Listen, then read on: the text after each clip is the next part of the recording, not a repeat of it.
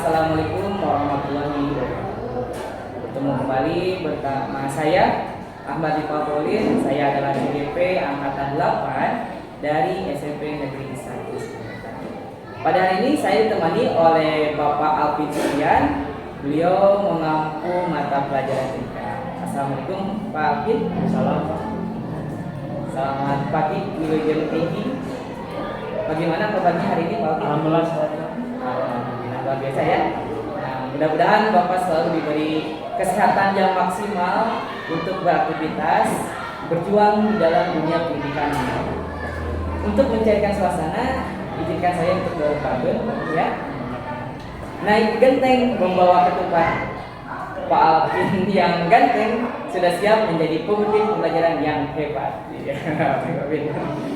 Nah, Pak Alvinnya ganteng. Baik Pak, ini adalah sesi pra-observasi. Jadi sesi ini dilakukan sebelum nanti Bapak mulai pembelajaran kelas. Jadi nanti kita akan berbincang-bincang ya, terlebih dahulu seperti yang Bapak ketahui di sini ya.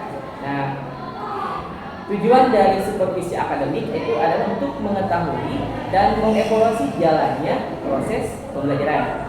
Nah, sedangkan tujuan dari perbincangan kita ini atau yang kita sebut sebagai sesi dari pra-observasi yang akan kita lakukan adalah sebagai persiapan awal sebelum Bapak nanti melakukan kegiatan pembelajaran agar nanti Bapak lebih siap dan lebih percaya diri dan nanti Bapak dapat memberikan pembelajaran yang terbaik untuk Bapak nanti. Nah, baik Pak. Nah, untuk sesi pra-observasi ini ada beberapa pertanyaan untuk mendukung pembelajaran yang nanti akan Bapak lakukan. Dan yang pertama di sini, apakah tujuan dari pembelajaran yang nanti akan Bapak lakukan? Sehingga saya kasih atas waktunya. Tujuan pelajaran yang akan dilakukan dari pelajaran TK yang pertama yaitu Ustadz Dedi dapat menjelaskan konsep bagaimana cara berpikir komputasional dengan cara interaktif di kelas. Yang kedua yaitu peserta didik dapat mengaplikasikan metode pendekatan dari mulai dekomposisi, pengenalan pola, abstraksi, dan algoritma untuk menyelesaikan masalah yang diberikan melalui diskusi kelompok atau presentasi. Nah, dari tujuan Bapak yang barusan sudah Bapak sampaikan, adakah area pengembangan yang ingin Bapak capai di sana? Ada Pak, ada 4. Ada pengembangan untuk mengembangkan capaian siswa.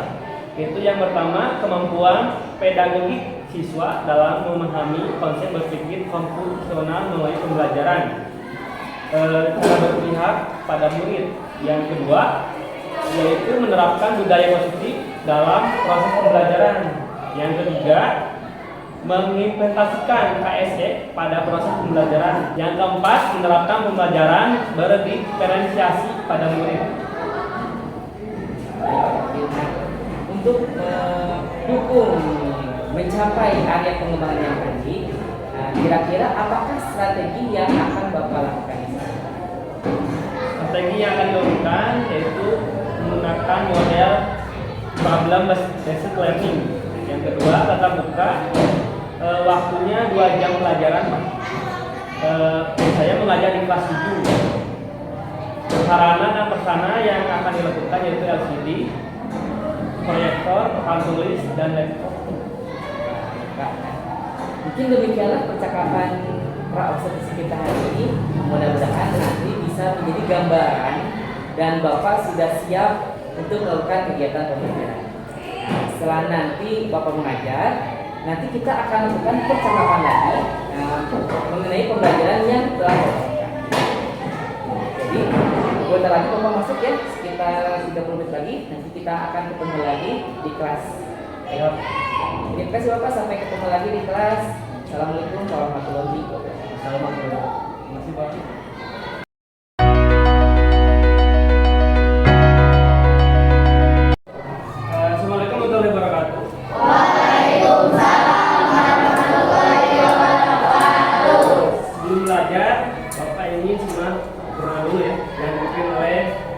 Kelas dari kelas 76. Duduk siap, gerak. Sebelum belajar, alangkah baiknya kita berdoa dulu. Mohon doa di dalam hati dimulai.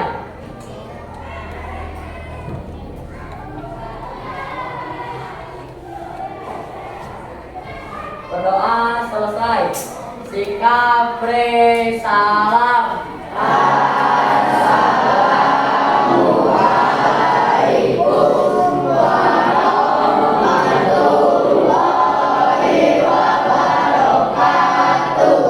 Waalaikumsalam warahmatullahi wabarakatuh.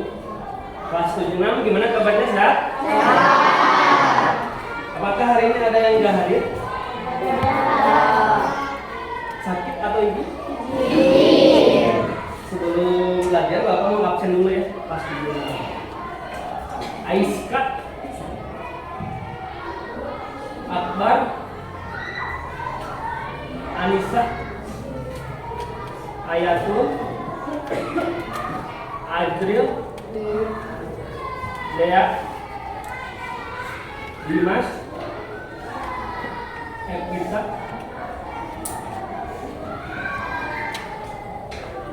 Galang, Musna, Iksan, Keisa,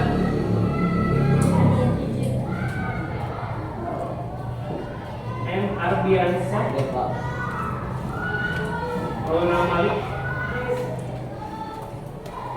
Melsa, Muhammad Farhan, Muhammad Rifki,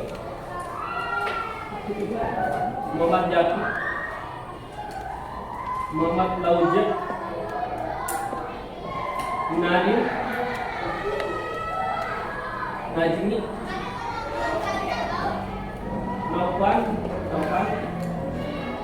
Orija, Rafka, Raisa, Reja, Rindu, Ardiansa, Salsa Nuraini, Sahibat, Selina, Siti Liana, Sony, Tanti, Yeni,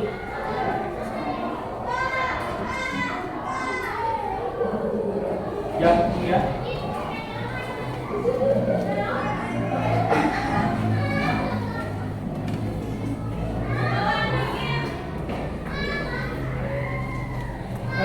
sebelum mulai pembelajaran, Bapak mau es briefing dulu ya. Ada games dulu dari Bapak.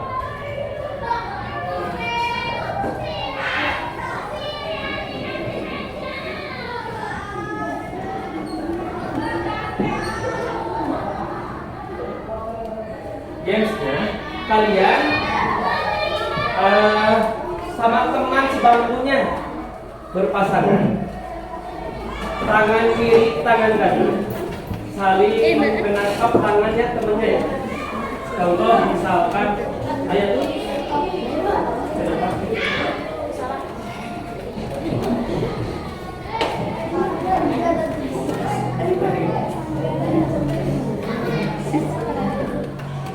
ya, tangannya sebegini ya. Nanti Bapak mau bercerita, bila Bapak bilang harimau, teman kalian tangannya tangkap ya. Right?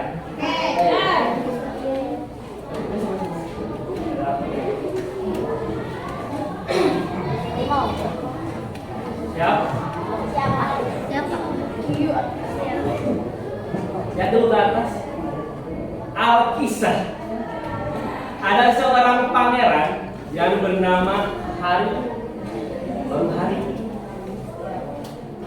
Pangeran Hari pergi ke hutan untuk mencari temannya yang bernama Harimin. Di tengah perjalanan, Harimin melihat Pangeran Hari sedang berjalan. Seketika Harimin memanggil hari, ada harimau. Siapa yang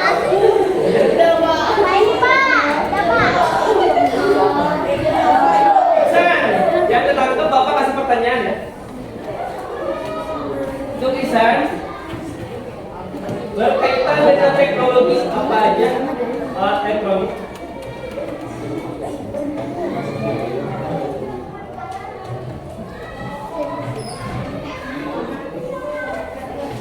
Ihsan, yang berhubungan dengan elektronik apa aja?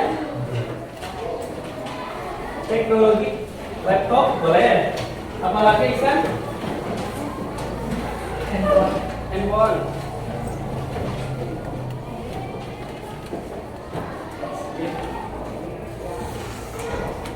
Kali lagi ya, nggak bisa ya.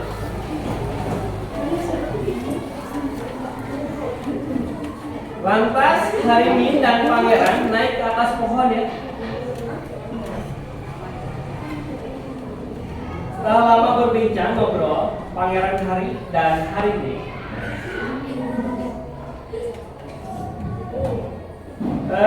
ada salah satu temannya yang bernama Harimau.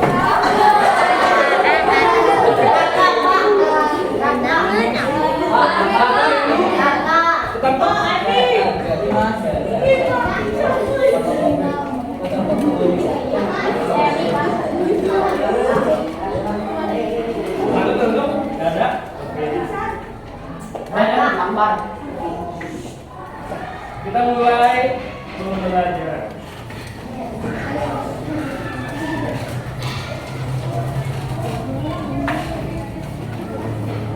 Berpikir komputasional ya.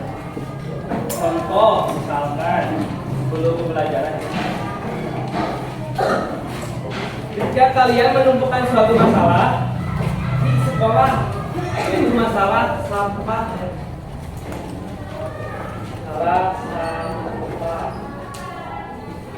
Kalian harus bisa mengembangkan sampah tersebut untuk menjadi kerajinan atau bahan yang bisa digunakan oleh orang lain. Misalkan sampah organik, anorganik ya. Kalian harus bisa membuat dari sampah organik ini menjadi kerajinan ya. Misalkan contoh,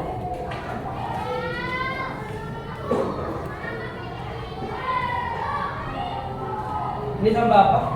Yang pasti anor bisa jadikan tempat bak bunga ya.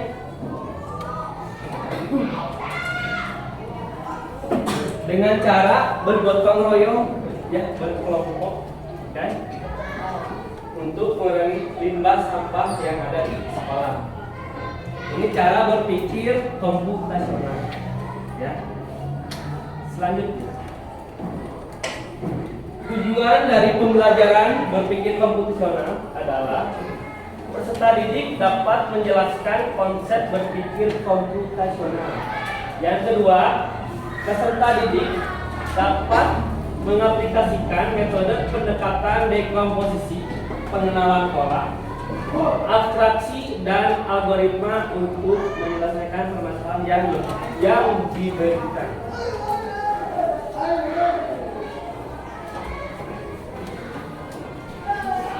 Pengertian komputasional yang tadi Bapak jelaskan.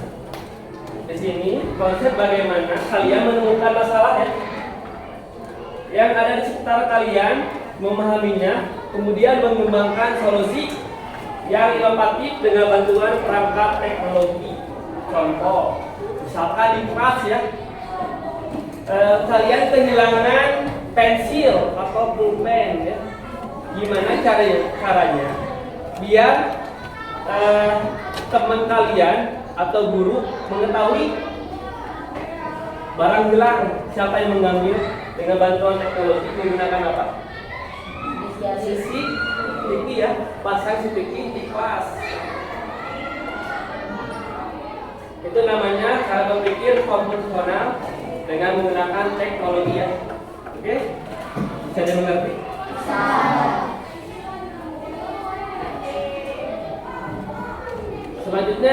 komposisi, pendekatan dengan memecah masalah besar dan kompleks menjadi masalah-masalah yang lebih kecil dan lebih sederhana sehingga lebih mudah dikelola dan dipahami.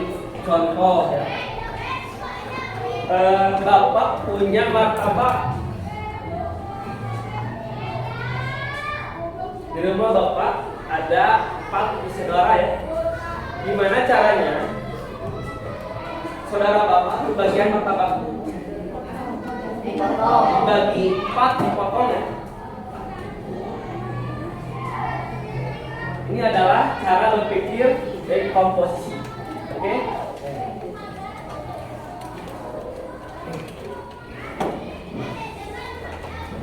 Selanjutnya pengenalan pola. Teknik pengenalan pola merupakan teknik yang mencoba untuk melihat kesamaan pola atau karakteristik tertentu dari suatu permasalahan yang ada. Contoh, siapa namanya? Nopan dan Galang pergi ke sekolah dengan tujuan yang sama, yaitu di SMPN 1 Jakarta ya.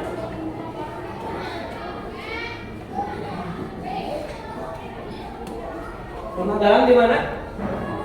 Rumah Gando.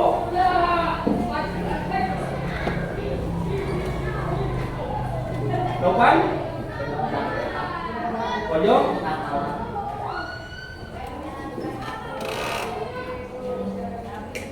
Gandok dan Bojong memiliki tujuan yang sama ya, tapi tepatnya berbeda. Itu pengenalan pola ya. Misalkan Gandok melewati jalan yang berlubang, jalan yang banyak tikungan. Sedangkan di Bojong jalannya lurus, tapi tujuannya sama, yaitu di SMP 1 Jakarta. Oke? Itu namanya pengenalan pola. Atau contoh yang lain, misalkan di rumah Nopan dan Galang lagi berlibur camping ya. Camping tersebut Galang dan Nopan mencuci pakaian. Pakaiannya beda kan? Ada yang warna putih, warna merah, warna hitam. Dijemur di tempat yang sama. Itu namanya pengenalan pola. Oke? Bisa ada mengerti? Bisa.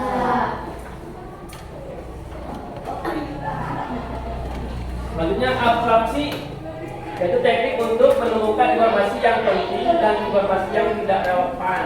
Contoh, Ayatun berlibur ke Jakarta ya, selama 2 hari. Ketika Ayatun setelah berlibur pulang ke rumah, Ayatun bercerita keluarganya mengenai perjalanan yang dilewati selama di Jakarta. Bu, tempatnya bagus, banyak pepohonan, banyak hewan, bermain di kebun binatang ya ceritanya. Ada zebra cross, ada gajah, ada jerapah. Cuman ayah itu tidak menceritakan yang tidak relevannya, misalkan muntah di jalan bu, atau di jalannya banyak bocor bu. Nah itu tidak relevan ya. Jadi tidak menceritakan yang tidak relevannya, hanya menceritakan yang pentingnya saja pada ibunya. Oke?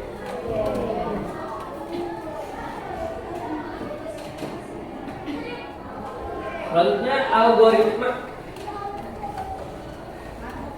Algoritma ini adalah teknik untuk mengembangkan langkah-langkah atau aturan yang harus dipenuhi untuk memecahkan permasalahan yang ada. Contoh, Bapak mau membuat kopi ya. Bapak harus menyiapkan gelas, air panas, dan sendok. Itu langkah-langkah Bapak untuk membuat kopi ya. Siapkan gelas, siapkan sendok dan air panas. Tuangkan kopi, tuangkan air panas, lalu diaduk ya. Itu namanya algoritma. Oke, sampai sini mengerti? Bapak mau mengasih contoh video ya mengenai berpikir komputasional.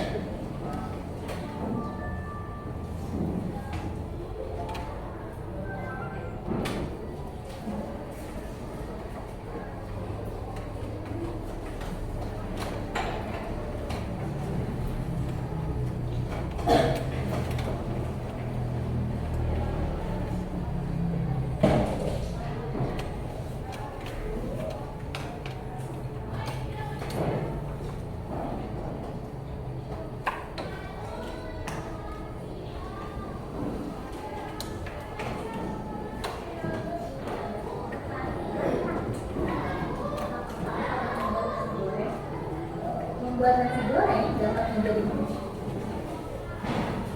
dari dekomposisi, kita harus bisa mencapai yang besar.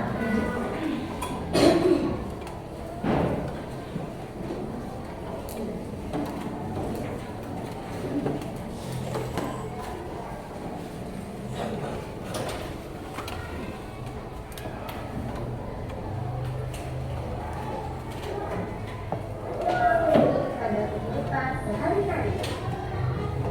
Dengan membuat nasi goreng. Membuat nasi goreng dapat menjadi contoh berpikir komputasi loh. Dari dekomposisi, kita harus bisa memecahkan masalah yang besar menjadi lebih kecil. Maka dalam membuat nasi goreng, kita harus menyiapkan alat dan bahan-bahannya. Dari pengenalan polanya, yaitu membuat nasi goreng memiliki cara yang sama dengan membuat kue tiaw, dengan peralatan dan bahan yang hampir sama. Maka, hal ini berupa pola dengan solusi yang sama untuk menyelesaikan masalah yang berbeda. Dari segi abstraksinya, kita mengetahui jika ingin memasak harus menyalakan api dari kompor. Hal ini, kita tidak perlu memperhatikan bagaimana proses dari sebuah kompor bisa mengeluarkan api. Namun, hal ini sudah terkait dengan abstraksi suatu berpikir komputasi. Dan dari segi perancangan algoritmanya, dalam membuat nasi goreng memiliki tahapan-tahapan untuk membuat nasi goreng yang enak sesuai selera. Yang pastinya dengan mengurutkan langkah-langkah secara logis dan rinci, mulai dari proses awal pembuatan hingga proses penyajiannya. Jadi, berpikir komputasi atau computational thinking tidak selalu berhubungan dengan komputer, namun dapat menggunakan untuk berpikir komputasi dalam permasalahan sehari-hari. Jika kita sudah terbiasa, maka kita akan lebih berpikir kritis dalam memecahkan suatu permasalahan dengan baik, efektif, dan efisien. Semangat berpikir komputasi agar masalah yang ada dapat terselesaikan dengan mudah. Bisa dimengerti ya? Bisa. Bapak mau ngasih tugas berkelompok, kalian berkelompok. Dari gambar yang Bapak kasih, apakah termasuk abstraksi, algoritma, atau dekomposisi ya? Oke. Nanti perwakilan atau kelompok ya maju ke depan untuk membahas yang Bapak kasih tugas berupa gambar.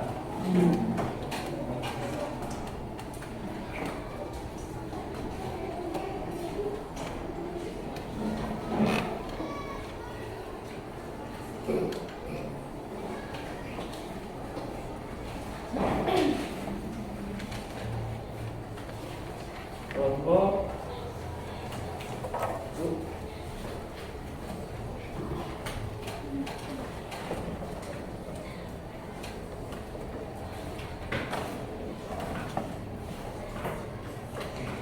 silakan kalian cari dari gambar yang Bapak kasih apakah termasuk dekomposisi, algoritma, atau pengenalan pola. Nanti perwakilan ke depan untuk menjawab pertanyaannya di gambar tersebut.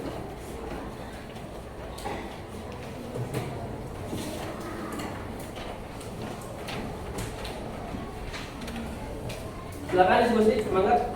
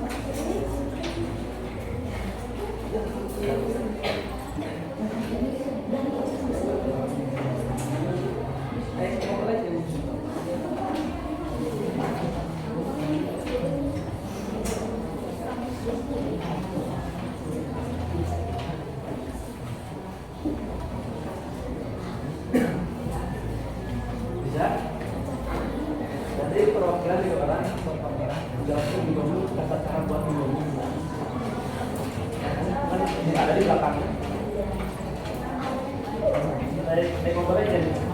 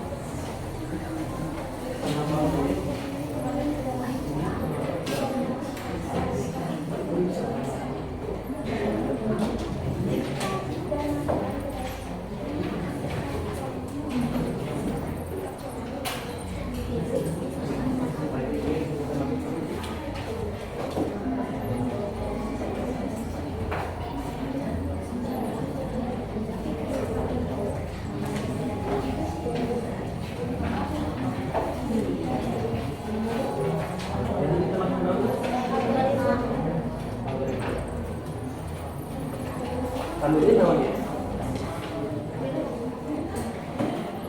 Bisa jalan kiri berarti pengenalan pola.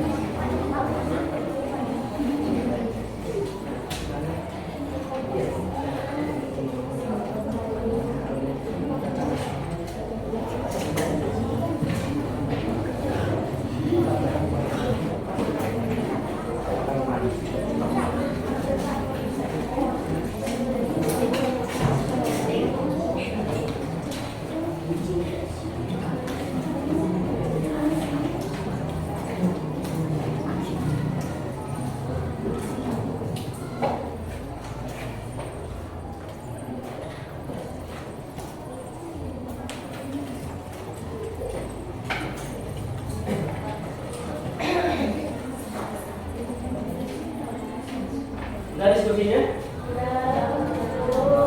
Belum?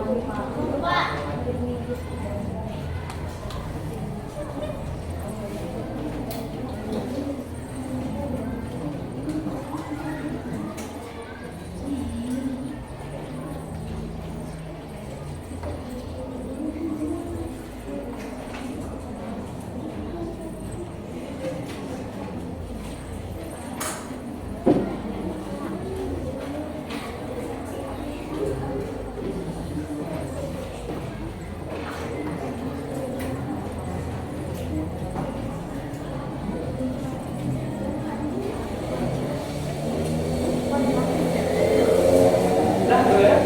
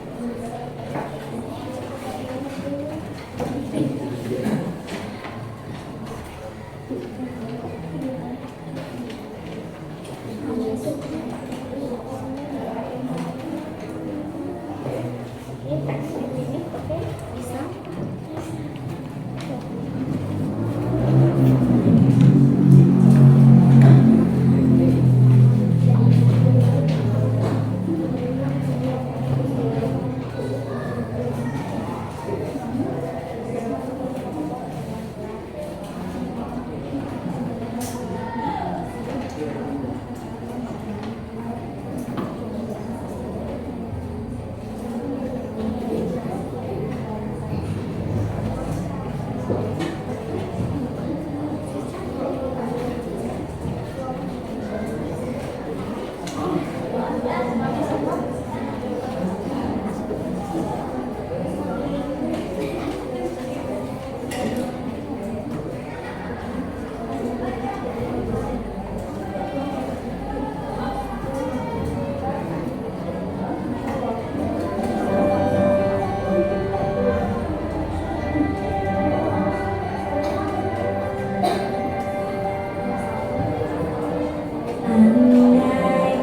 aku bisa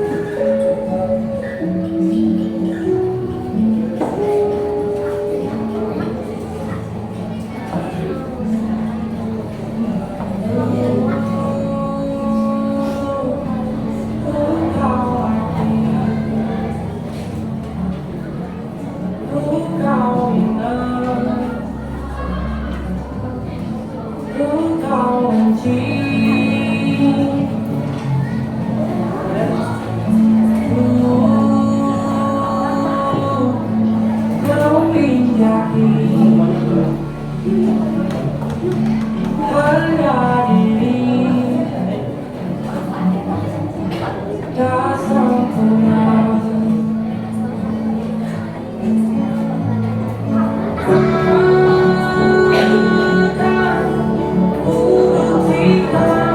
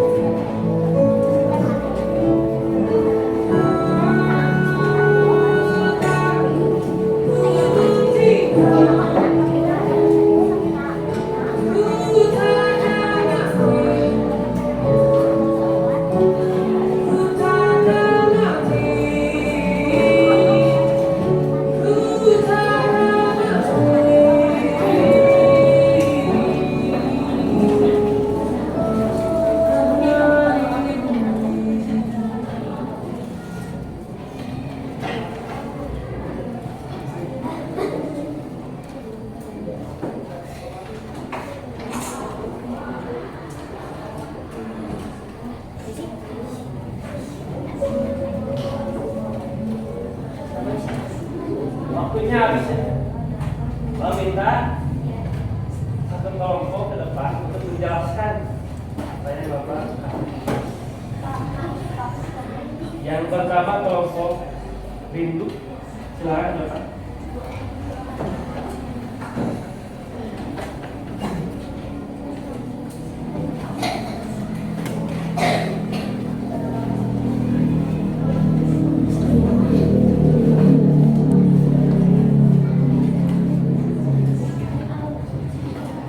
Assalamualaikum warahmatullahi wabarakatuh. Waalaikumsalam warahmatullahi wabarakatuh. Kami perwakilan dari kelompok 4 akan menjelaskan sedikit tentang algoritma. Apa itu algoritma? Algoritma adalah teknik untuk mengembangkan langkah-langkah atau aturan yang harus dipenuhi untuk menciptakan permasalahan yang ada. Contohnya, Indomie cara memasak Indomie. Siapkan terlebih dahulu panci dan air. Lalu setelah disiapkan, masukkan air secukupnya, lalu nyalakan kompor dan rebus Indomie selama 5 menit. Setelah matang, lalu tiriskan dan aduk bumbunya. Sekian dari kami. Maaf bila ada kata yang salah atau terlewat. Mohon maaf sebesar-besarnya. Wassalamualaikum warahmatullahi wabarakatuh. Waalaikumsalam warahmatullahi wabarakatuh.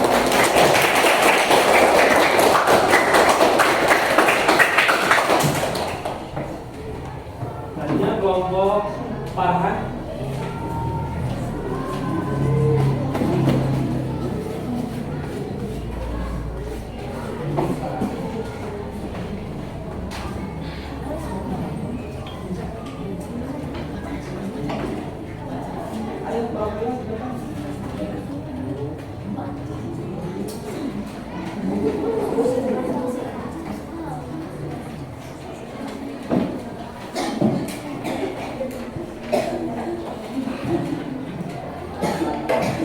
Assalamualaikum warahmatullahi wabarakatuh. Perkenalkan, nama saya Muhammad Farhan dari kelompok 1.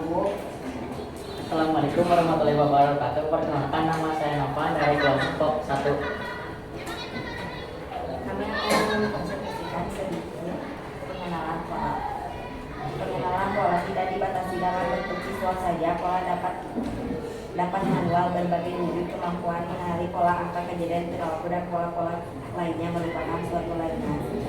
Meskipun jalannya berbeda, tapi tujuannya tetap sama. Sekian dari saya. Wassalamualaikum warahmatullahi wabarakatuh. Waalaikumsalam warahmatullahi wabarakatuh.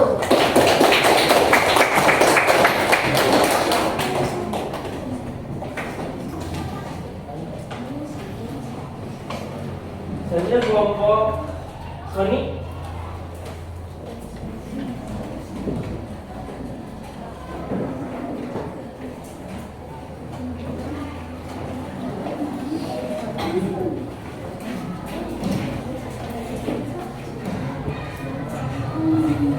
Assalamualaikum warahmatullahi wabarakatuh. Waalaikumsalam warahmatullahi wabarakatuh.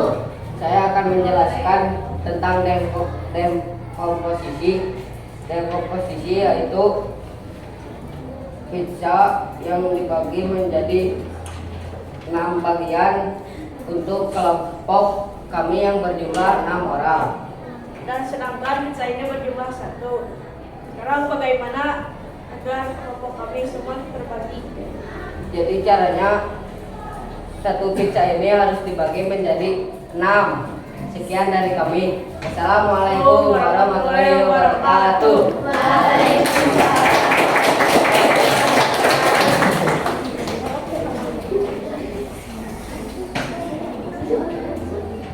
Selanjutnya kelompok Yeni.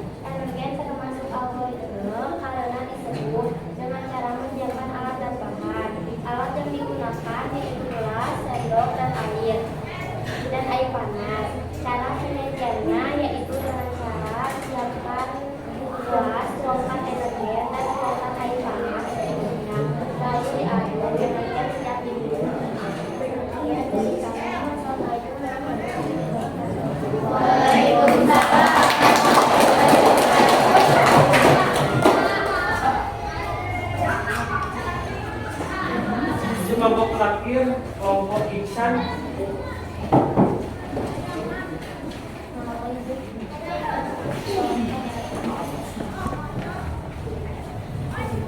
Assalamualaikum warahmatullahi wabarakatuh. Waalaikumsalam warahmatullahi wabarakatuh.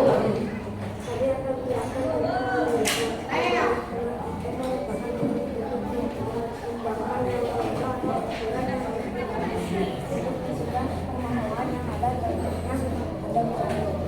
Adem sari termasuk algoritma karena adem sari termasuk langkah-langkah pembuatan minuman. Langkah-langkah pembuatannya: siapkan 1 gelas yang berisi air dingin dan sendok. Lalu siapkan 1 saset adem sari. Setelah itu tuangkan adem sari ke dalam gelas yang berisi air. Lalu diaduk dengan sendok. Adem sari pun siap saji. Sekian dari kelompok 5. Assalamualaikum warahmatullahi wabarakatuh.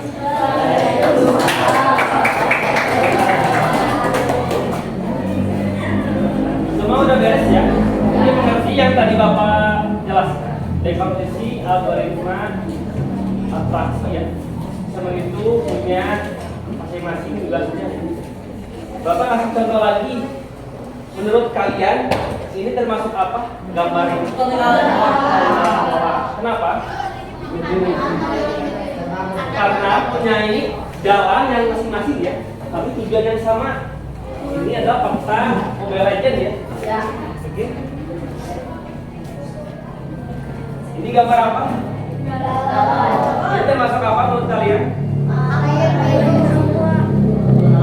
Dekomposisi. Dekomposisi. Kenapa? Bila mana kelas ini haus cuma 4 galon. Gimana caranya teman sekelas kalian berbagi airnya? Yaitu menggunakan gelas plastik ya, atau gelas kaca. Jadi semua kebagian. Ini termasuk dekomposisi. Sampai sini ada pertanyaan? Ada pertanyaan. Bapak masih soal ya? 5 soal dikerjakan di catatan.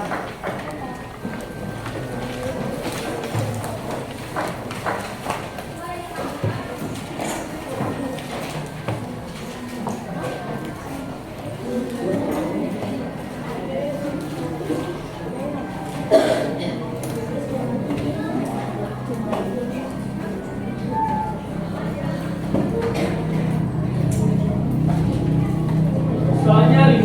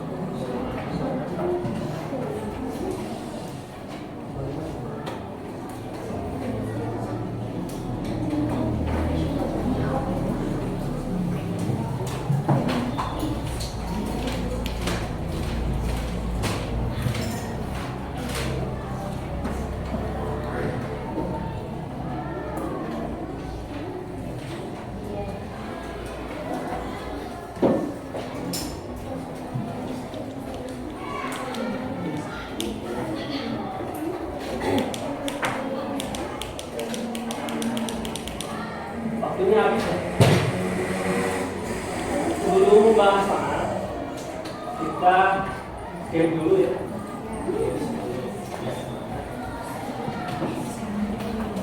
Bila Bapak bilang selamat pagi, kalian tepuk tangan 2 kali. Selamat siang, tepuk tangan 2 kali. Selamat sore, tepuk tangan 3 kali. Selamat malam, jangan tepuk tangan. Nanti konsentrasi ya. Bila mana ada yang salah, nanti Bapak langsung bertanya. Selamat siang. Selamat pagi.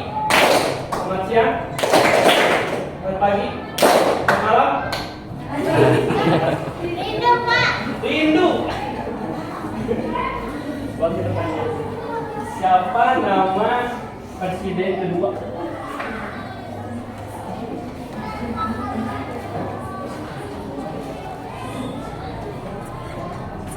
Siapa presiden kedua Indonesia?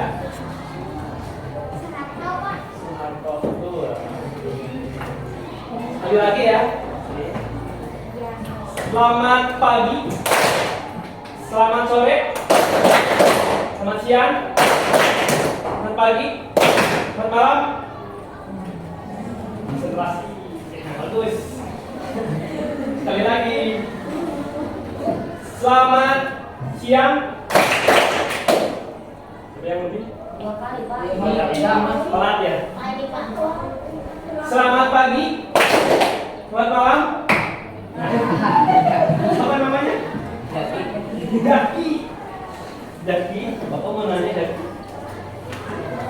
Siapa nama kepala sekolah sampai S1 Surakarta?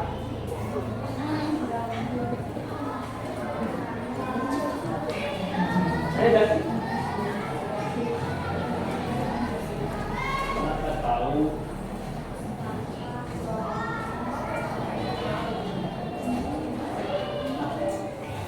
Jaki. Siapa namanya?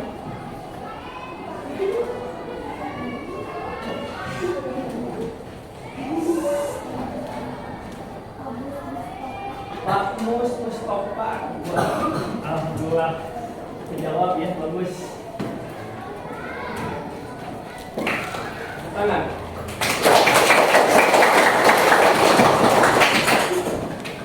Baik, kita bahas ya materi atau soal yang tadi Bapak. Bapak mau melihat jawaban dari kalian ini. Nomor 1.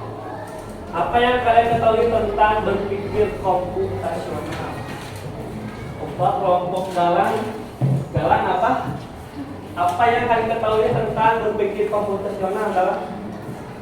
Berpikir komputasional adalah konsep bagaimana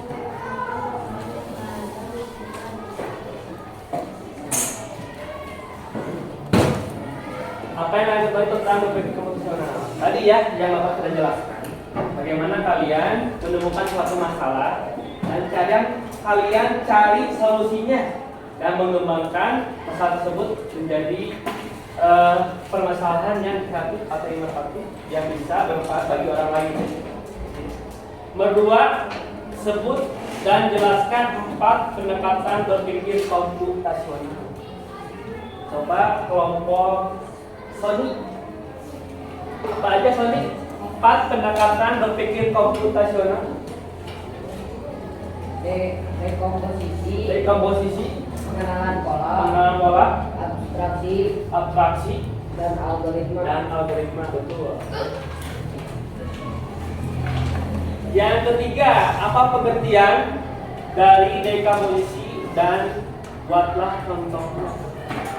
Nomor 3, tolong Bapak ini jawab dari kelompok Rindu.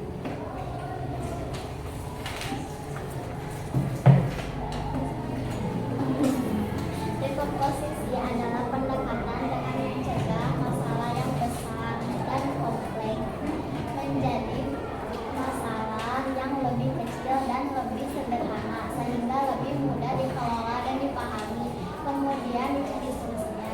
Contohnya, air di dalam galon, bagaimana cara memberi air kepada murid agar semua murid mendapatkan air minum dengan adil. Caranya adalah membagikan air minum dengan gelas plastik atau gelas kaca, jadi semua murid akan terbagi semua. Bagus, bukan yang buat itu. ya. Jadi galon ini gimana caranya semua kelas bisa terbagi ya. Karena ini galonnya cuma satu. Selanjutnya, apa yang kalian ketahui tentang algoritma? Tolong kelompok dari Dimas bisa jawab. Nomor 4. Apa yang kalian ketahui tentang algoritma?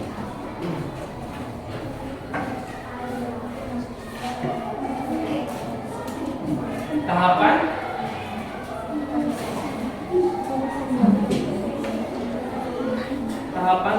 untuk menyelesaikan masalah. Apa yang kalian ketahui tentang algoritma? Itu tahapan-tahapan untuk menyelesaikan suatu masalah yang ada di sekitar kalian ya.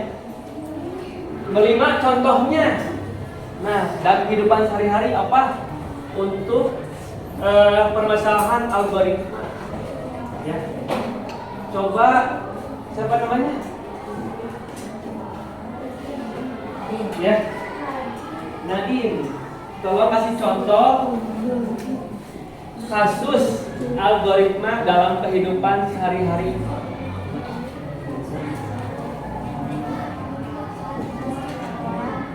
Saat kita karyawan, boleh. Tahapannya apa?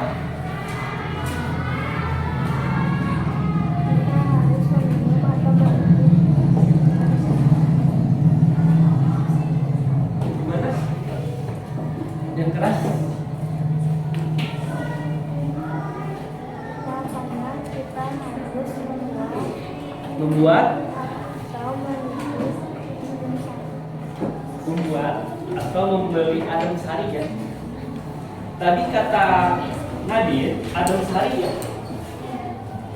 Kasusnya karyawan. Berarti tahapannya Nadine harus membeli adem sari ke warung ya. Adem sari tersebut harus menyiapkan gelas, sendok, ya, dan air. Dalam tahapan tersebut adem sarinya dituangkan ke gelas yang berisi air, lalu diaduk ya, lalu diminum. Nah, itu adalah tahapan dari kasus algoritma ya, atau tahapan dalam kehidupan sehari-hari. Sampai sini nomor 5 ada yang ditanyakan kan? Tidak ada. Semua jelas ya tentang materi cara berpikir komputasional. Jadi kesimpulannya, cara berpikir komputasional adalah di mana kalian menemukan suatu masalah dan kalian mengembangkan masalah tersebut menjadi yang kreatif atau inovatif ya, dan bermanfaat bagi orang lain. Ya, sampai sini yang tanyakan?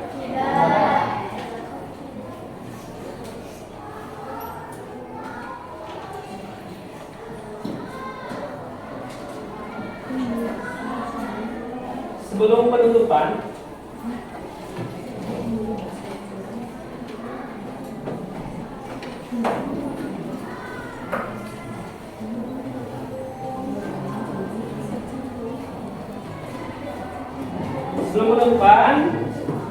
buat teman kita atau keluarga kita ya, yang tidak sekolah di kelas lain atau keluarga kita yang lagi sakit, kita doakan semoga diberikan kesembuhan ya. Nah, kita berdoa dulu dalam hati ya untuk teman kita, keluarga kita yang di rumah. Berdoa dalam hati mulai.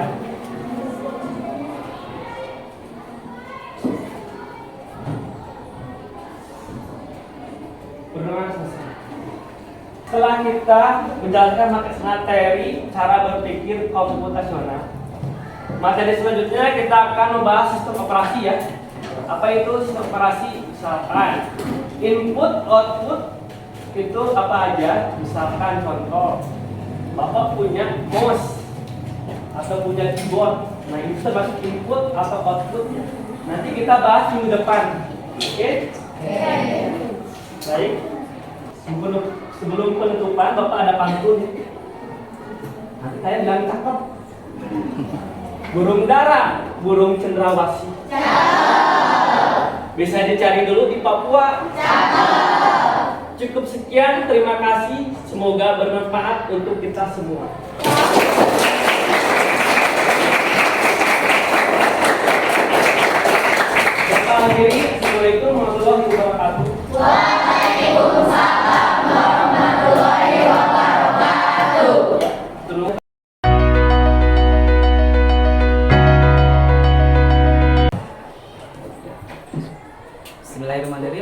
Assalamualaikum warahmatullahi wabarakatuh. Bertemu kembali bersama saya Ahmad Dipal Polin. Saya adalah CGP Angkatan 8 dari SMP Negeri 1 Sinakerta yang berlokasi di Kabupaten Bandung Barat, Provinsi Jawa Barat. Pada hari ini saya ditemani oleh pengajar proyek saya, Bapak Dede. Assalamualaikum Pak Dede. Ya, dan rekan guru sejawat saya yaitu Bapak Alvin Sofian. Setelah sebelumnya saya bersama Pak Alvin telah melaksanakan percakapan praobservasi, kemudian kami melaksanakan kegiatan observasi di kelas 7 pada mata pelajaran TIK yang diampu oleh beliau. Sekarang kami akan melangkah pada tahapan terakhir yaitu percakapan pasca observasi. Baik, Assalamualaikum Pak Alvin. Burung camar terbang membawa peti. Apa kabar Pak Alvin yang baik hati? Alhamdulillah sehat Pak. Alhamdulillah luar biasa Pak Alvin ya.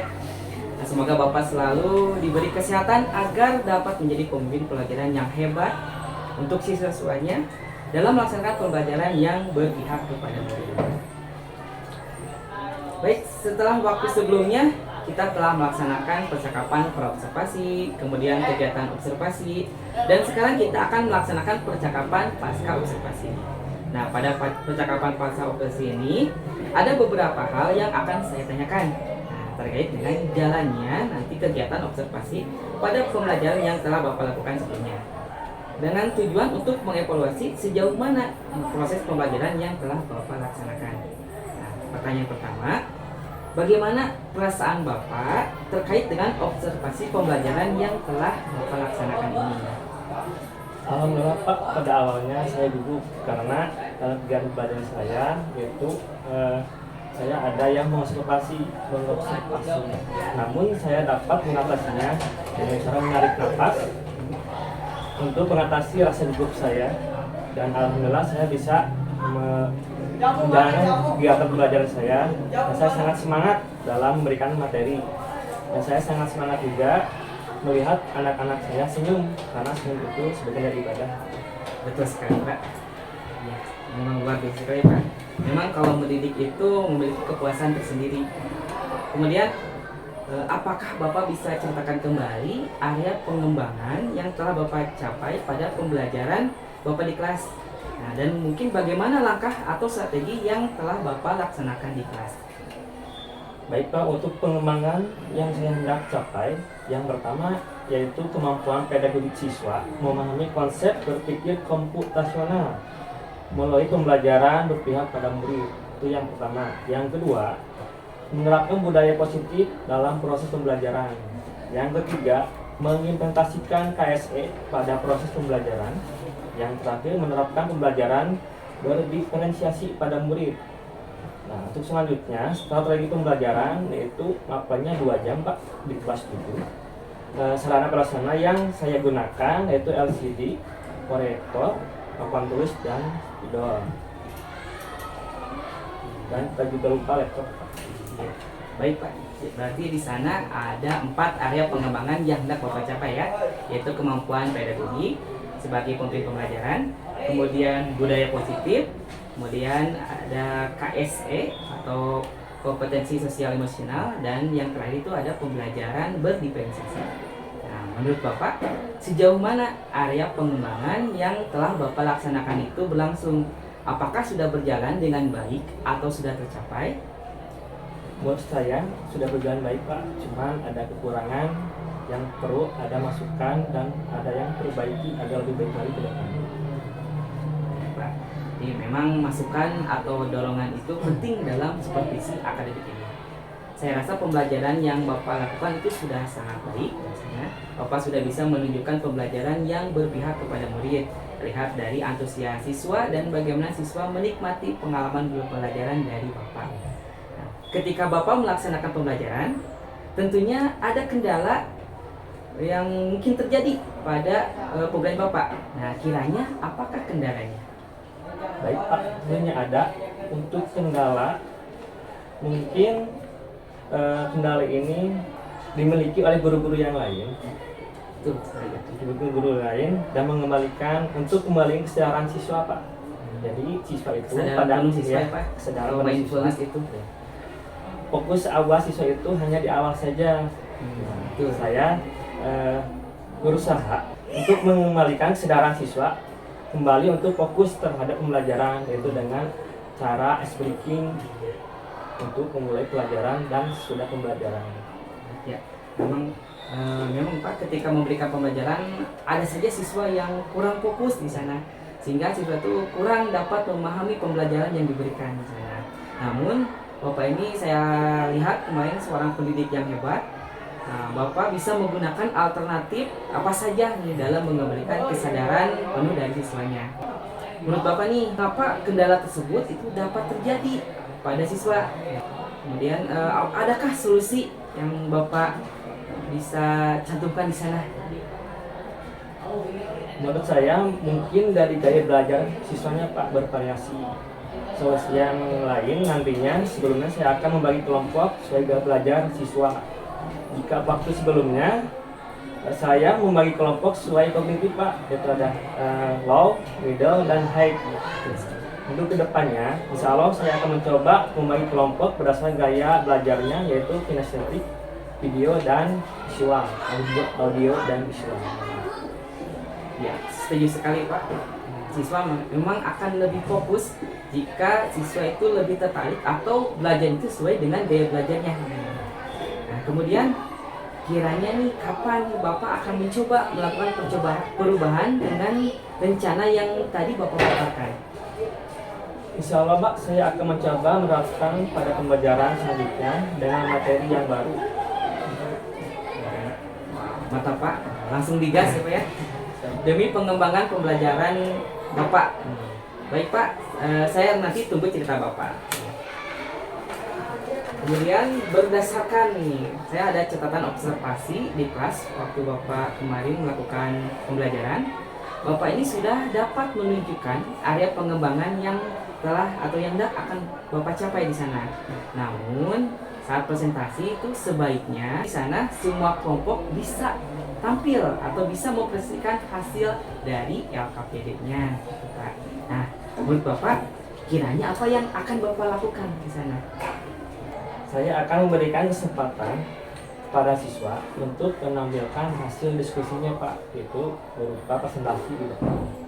Baik Pak, jadi semua siswa akan mendapatkan kesempatan yang sama, misalnya kesempatan untuk mempresentasikan hasil dari diskusinya dan hasil dari karyanya. Nah, baik Pak, mungkin ada lagi yang bisa Bapak kembangkan di sana berdasarkan hasil dari supervisi yang telah kita laksanakan ini. Saya akan mengefektifkan waktu Pak agar pembelajaran dapat terlaksana dengan baik dan semua siswa dapat tercapai kebutuhannya. Ya, baik Pak, jadi di sana jika waktu efektif maka pembelajaran juga akan lebih berkualitas sehingga kebutuhan siswa juga bisa tercapai di sana.